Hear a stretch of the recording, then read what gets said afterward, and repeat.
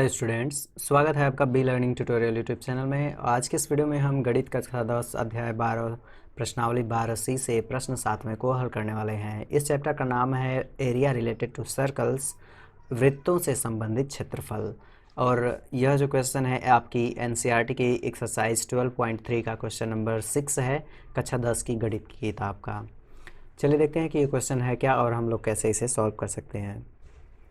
हमने आपको पिछले वीडियो में क्वेश्चन नंबर 6 के बारे में बताया था। वो काफ़ी इंपॉर्टेंट क्वेश्चन है। अगर आपने उस क्वेश्चन को नहीं देखा है तो लिंक डिस्क्रिप्शन में है और ऊपर आई बटन में भी है, तो वहाँ पे क्लिक करके आप उस क्वेश्चन को ज़रूर से देखिएगा, क्योंकि वो काफ़ी इंपॉर्टेंट क्वेश्चन है। एग्ज़ाम में बार बार उस क्वेश्चन को पूछा गया है।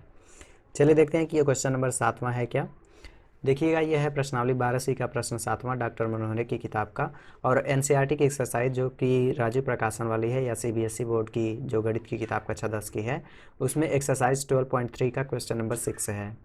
इसमें कहा गया है एक वृत्ताकार मेजपोश जिसकी त्रिज्या 32 सेमी है में बीच में एक समबाहु त्रिभुज ABC छोड़ते हुए एक डिजाइन बना हुआ है। जैसा निम्न आकृति में दिखाया गया है, इस डिजाइन का क्षेत्रफल ज्ञात कीजिए। ठीक है, ये जो डिज़ाइन बनी हुई है इसका आपको क्षेत्रफल ज्ञात करना है। तो इस डिज़ाइन का क्षेत्रफल ज्ञात करने के लिए मतलब कि जो छायांकित भाग है उसका आपको क्षेत्रफल ज्ञात करना है। तो छायांकित भाग मतलब कि ये जो हाईलाइटेड है येलो कलर से और ग्रीन कलर से, इसी का आपको क्षेत्रफल ज्ञात करना है। तो पूरे वृत्त के क्षेत्रफल में से अगर आप समबाहु त्रिभुज का क्षेत्रफल घटा देते हैं तो पता चल जाएगा किसका क्षेत्रफल, इस छायांकित भाग का क्षेत्रफल। तो काफ़ी इजी क्वेश्चन है। बस थोड़ा सा आप इसमें वैल्यू अगर कैलकुलेट कर लेते हैं, वैल्यू को निकाल लेते हैं अच्छे तरीके से, तो इस क्वेश्चन को बहुत ही आसानी से आप सॉल्व कर पाएंगे। ठीक है, सबसे पहले जो चीज़ें दी गई हैं हम उन्हें लिखने की कोशिश करेंगे। इसमें जो समबाहु त्रिभुज का प्रत्येक कोण होता है वो 60 अंश का होता है। तो एक प्रॉपर्टी होता है समबाहु त्रिभुज का, तो उसको एक बार लिखेंगे कि समबाहु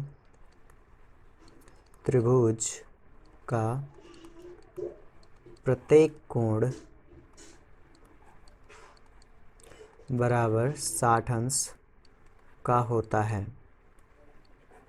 ठीक है, यह एक प्रॉपर्टी होता है समबाहु त्रिभुज का। ये आपको कक्षा 8वीं से ही पढ़ाया जाता है। कक्षा 7वीं में ही आपको इस तरीके के प्रॉपर्टीज़ बताई जाती हैं कि समकोण त्रिभुज किसे कहते हैं, समबाहु किसे कहते हैं, समद्विबाहु किसे कहते हैं। ठीक है, ये सब चीज़ें आपको कक्षा 7वीं से ही सिखाई जाती हैं। तो आप कक्षा 10वीं में हैं तो इन सब चीज़ों के बारे में आपको जानना ज़रूरी है। ठीक है, अब इसके बाद से देखिएगा, ये जो OB है ये इसकी त्रिज्या है। ये जो वृत्ताकार मेजपोश है इसकी त्रिज्या है। तो लिख लेंगे कि वृत्ताकार मेजपोश की त्रिज्या, वृत्ताकार मेजपोश की त्रिज्या, इसे हम लोग स्मॉल r से डिनोट करेंगे। और ये कितना है, 32 सेंटीमीटर है। ठीक है, वृत्ताकार मेजपोश की त्रिज्या कितनी है, स्मॉल r, और ये 32 सेंटीमीटर है। अब हमें त्रिज्या पता है। ठीक है, तो वृत्त का क्षेत्रफल होता है पाई r स्क्वायर। तो इसके हिसाब से तो हम इस वृत्ताकार मेजपोश का क्षेत्रफल निकाल सकते हैं। ठीक है, लेकिन हमें समबाहु त्रिभुज का भी क्षेत्रफल निकालना है। तो समबाहु त्रिभुज का क्षेत्रफल निकालने के लिए हमें भुजा पता होनी चाहिए। तो भुजा BC है या फिर AB या फिर AC, इसकी डिस्टेंस हमें पता होनी चाहिए कि ये है कितना। तो हमें रेडियस पता है, तो यहाँ पे थीटा की वैल्यू भी हमें पता है। तो यहाँ से हम लोग थोड़ा सा त्रिकोणमिति का उपयोग करके जो BD है इसकी वैल्यू को कैलकुलेट कर लेंगे और फिर इसी का दोगुना कर देंगे तो हमें BC की वैल्यू पता चल जाएगी। ठीक है, देखिएगा इसमें त्रिभुज OBD में, त्रिभुज OBD में, त्रिभुज OBD में ये OBD ये वाला। ठीक है, इसमें अगर आप देखें तो इसमें हम लोग प्रयोग करेंगे साइन 60 डिग्री का, साइन 60 डिग्री। तो साइन थीटा बराबर होता है लंब बटा कॉर्ड। तो ये हो जाएगा DB बटा OB। ठीक है, DB बटा OB। DB कहाँ है, देखिएगा DB ये है। ठीक है, और OB ये है। थीटा के सामने की भुजा लंब होती है। ये चीज़ें आपको त्रिकोणमिति में बताई जाती हैं। तो ये हो गया DB बटा OB। और साइन 60 अंश का जो मान होता है वो होता है कर्डिम 3/2। तो इसका मान आप लोग रख लीजिए कर्डिम 3/2। और DB बटा OB, तो देखिएगा OB की वैल्यू 32 सेंटीमीटर है, लेकिन DB की वैल्यू हमें पता नहीं है, तो DB को वैसे ही रहने देंगे, DB बटा इसको लिख लेंगे 32। अब देखिए इसका तिर्यक गुणा करेंगे तो ये हो जाएगा 2DB बराबर 32 करड़ी में 3। अब अगर आप DB की वैल्यू निकालें तो इस 2 से इस 32 को काट लेंगे, तो DB की जो वैल्यू आएगी वो आ जाएगी 16 करड़ी में 3। ठीक, DB की वैल्यू या BD की वैल्यू हमें पता चल गई, और इसी हिसाब से हम लोग निकाल लेंगे DC की वैल्यू, क्योंकि अगर कोई इस तरीके से समबाहु त्रिभुज बन रहा है और एक भुजा ऐसी है जो उसके आधार पे शीर्ष लंब है, तो उस कंडीशन में एक प्रमेय होता है कि ये वाली भुजा इसके बराबर होती है। तो अगर हमें इतनी की डिस्टेंस पता है तो ये वाली भी उतनी ही होगी, यानी अगर हम BC निकालना चाहें तो कितना हो जाएगा, 2 गुणे इतना, 2 गुणे DB कह सकते हैं। ठीक है, तो अभी हम लोग BC नहीं निकालेंगे, अभी हमें OD की वैल्यू पता होनी चाहिए। तो OD की वैल्यू को हम लोग cos का प्रयोग करके निकालेंगे। ठीक है, तो cos 60 अंश, cos 60 अंश कितना होगा, DB OD बटा OB, OD बटा OB। ठीक है, OD बटा OB, OD की वैल्यू 1 है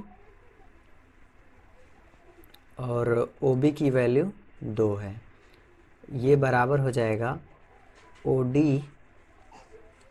OD बटा 32 के। ठीक है, DB की वैल्यू 32 है, तो OB की वैल्यू 32 है और OD की वैल्यू हमें निकालनी है। अब ये हो जाएगा 32 बराबर 2OD, इसे हम लोग लिख सकते हैं 2OD बराबर 32। तो यहाँ से हम लोग अगर OD निकालना चाहें तो ये हो जाएगा 16। ठीक है, सेंटीमीटर में, ये भी सेंटीमीटर में आएगा। तो यहाँ से हमें 2 वैल्यू पता चली, एक DB पता चल गया और एक OD पता चल गया, मतलब कि ये बेस जो है ये पता चल गया और हमें ये पता चल गया, 2 चीज़ें हमें पता चल गई। और समबाहु त्रिभुज में यही 2 चीज़ें की रिक्वायरमेंट होती है। ठीक है, भुजा का वर्ग होता है, तो हमें ये चीज़ पता चल गई और ये पता चल गई, तो हम लोग इसको भी निकाल सकते हैं। BD की वैल्यू हमें पता चली है कितना, BD बराबर 16 करड़ी में 3, और DC की वैल्यू हमें पता चली है, DC की वैल्यू 16 सेंटीमीटर। ठीक है, तो BC यहाँ से निकल सकता है, BC हम लोग अगर निकालें तो ये हो जाएगा 2 गुणे BD, और ये हो जाएगा 2 गुणे 16 करड़ी में 3, और ये हो जाएगा 16 दूनी के 32 करड़ी में 3। ठीक, तो BD की वैल्यू हमें पता चल गई, BC की वैल्यू हमें पता चल गई। ठीक है, यहाँ से आप देखें BC की वैल्यू हमें पता चल गई कितना, 32 करड़ी में 3। ठीक है, अब हम लोग निकाल लेंगे वृत्ताकार मेजपोस का क्षेत्रफल और समबाहु त्रिभुज ABC का क्षेत्रफल। ठीक है, तो एक साथ ही चाहे तो हम लोग इसे निकाल सकते हैं या फिर इसको अलग अलग भी निकाला जा सकता है। तो यहाँ से हम लोग लिखेंगे समबाहु त्रिभुज ABC का क्षेत्रफल, समबाहु त्रिभुज ABC का क्षेत्रफल। समबाहु त्रिभुज का जो फार्मूला होता है क्षेत्रफल का, वो होता है करड़ी में 3/4 गुणे भुजा का स्क्वायर। ठीक है, तो करड़ी में 3/4, ये हो जाएगा करड़ी में 3/4 गुणे भुजा। भुजा देखिएगा समबाहु त्रिभुज के लिए कितना है, इस फिगर में समबाहु त्रिभुज के अगर भुजा की बात की जाए तो ये वाली जो भुजा है हमने इसका मान निकाला है, तो यही हो जाएगा। ठीक है, इसका मान कितना निकला था, हमने निकाला था इसका मान 32 करड़ी में 3 सेंटीमीटर। ठीक है, तो सभी जो भुजाएं होंगी इतनी ही होंगी, क्योंकि समबाहु त्रिभुज की सभी भुजाएं बराबर होती हैं। तो यहाँ से ये हो जाएगा 32 करड़ी में 3 का स्क्वायर। ठीक, अब इसके बाद अगर आप सॉल्व करते हैं तो ये हो जाएगा कौड़ी में 3/4 गुणे, इसको 2 बार लिखा जा सकता है, 32 कौड़ी में 3 गुणे 32 कौड़ी में 3। ठीक, अब देखिए यहाँ से जो 4 है ये इस 32 को कैंसिल कर देगा कितनी बार में, 8 बार में। ठीक, और कौड़ी में 3 का कौड़ी में 3 से गुणा हो जाएगा तो ये हो जाएगा 3, यानी कि इसको हम लोग लिख सकते हैं कौड़ी में 3 गुणे 8 गुणे 3 गुणे 32। ठीक है, इतना लिखा जा सकता है इसको।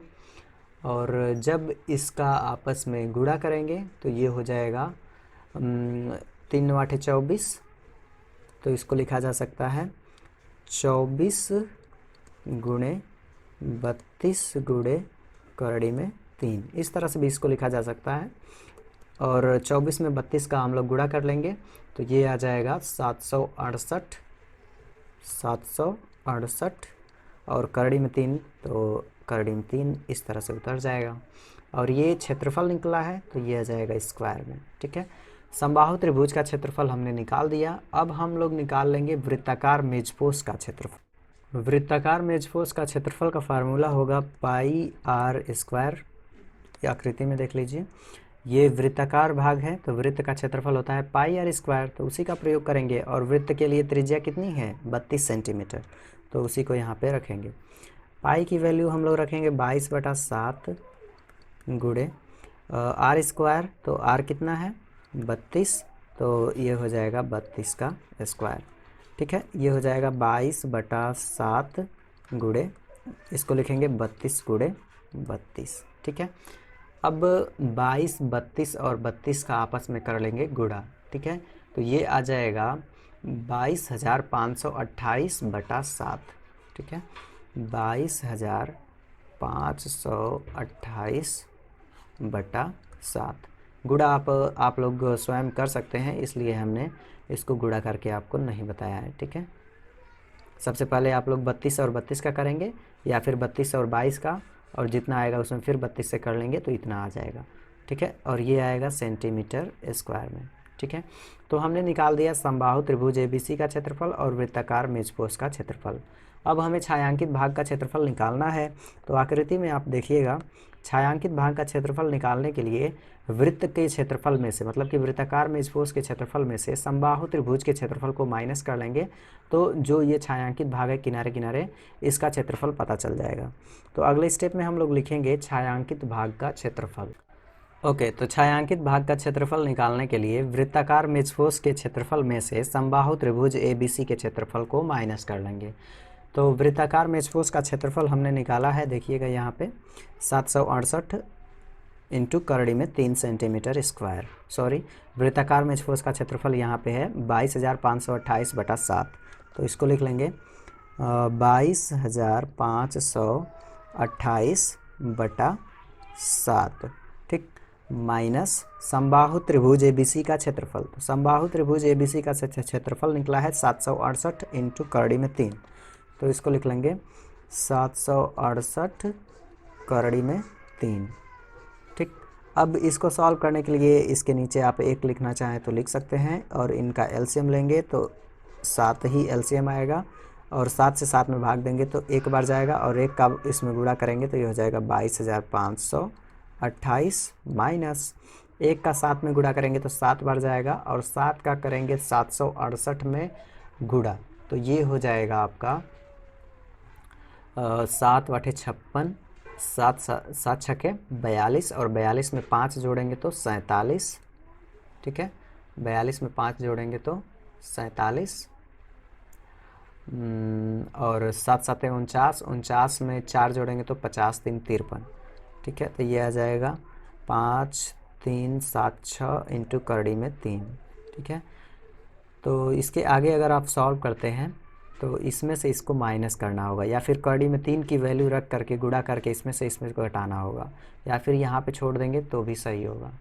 तो यहाँ पे अगर आप छोड़ देते हैं यहाँ तक ये वाला, तो ये वाला भी आंसर आपका सही है। ठीक है, ये आपके किताब में इतना ही आंसर दिया हुआ है।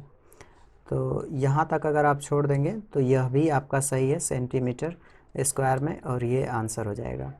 या फिर इसके आगे अगर आप सॉल्व करना चाहते हैं तो कड़ी में 3 की वैल्यू होती है, कड़ी में 3 बराबर होता है 1.73, ठीक है। तो वो उस वैल्यू को यहाँ पे रख के गुणा कर लेंगे और इसका एलसीएम लेके इसको हल करेंगे तो इतना आ जाएगा 1889.645 सेंटीमीटर स्क्वायर। तो यह भी आंसर सही है और यह भी आंसर सही है, दोनों सही है, ठीक है। समझिएगा कि ये कैसे आया है।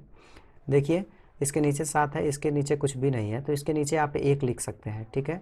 और 1 लिख लेंगे तो भिन्न का सवाल आपको लगाना आता है कि हर से एलसीएम में भाग दिया जाता है। तो एलसीएम 7 है तो 7 से 7 में भाग देंगे, एक बार जाएगा, और 1 का 22,528 में गुणा करेंगे तो वही चीज़ आएगा।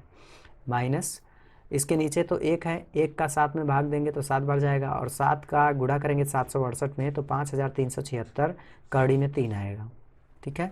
अब इसके बाद से इसको उतार लेंगे 22,528 को, माइनस इस 5376 को भी उतार लेंगे और कड़ी में 3 का वर्गमूल निकाल देंगे। तो कड़ी में 3 का वर्गमूल होता है 1.73, ठीक है। तो इसका फिर आगे क्या करेंगे कि 5376 में 1.73 का गुणा कर लेंगे और 22,528 को ऐसे ही उतारते रहेंगे, और गुणा करेंगे जब 5376 में 1.73 का तो ये आ जाएगा 93,100.48, ठीक है, 9,300.48 बटा 7।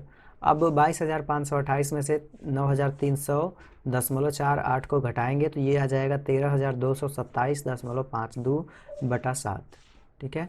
अब 7 का इस ऊपर वाले में भाग दे देंगे तो ये आ जाएगा 1889.645 सेंटीमीटर स्क्वायर। तो यह भी आपका आंसर होगा, ठीक है।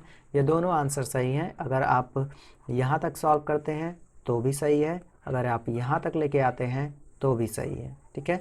दोनों तक लेके आएंगे तो दोनों सही है, बस यहाँ पे आपको कैलकुलेशन ज़्यादा करनी होगी। तो मैं कहूँगा कि यहीं तक आप छोड़ दीजिए, ठीक है।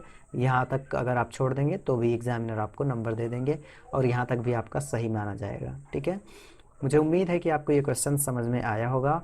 अगर फिर भी आपको इस क्वेश्चन में कुछ डाउट है तो वीडियो को रिवाइंड करके एक बार फिर से देखिए, आपको डेफिनेटली समझ में आएगा।